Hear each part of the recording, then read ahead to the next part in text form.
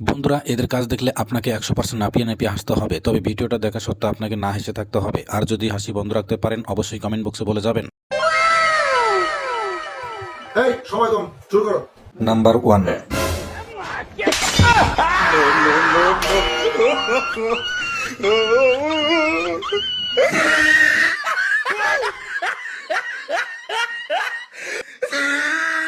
number 2,